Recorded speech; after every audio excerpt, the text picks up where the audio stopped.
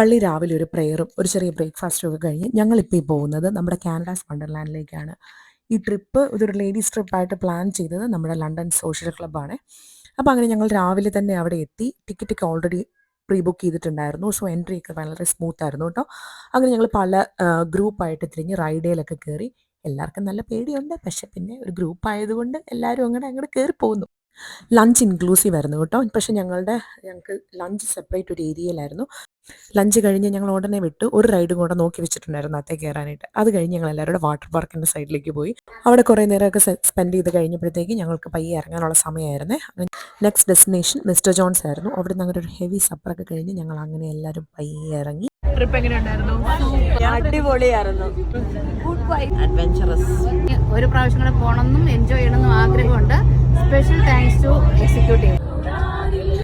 അങ്ങനെ ഒരു fun bus റൈഡൊക്കെ കഴിഞ്ഞ് ഞങ്ങൾ വീട്ടിൽ തിരിച്ചെത്തി.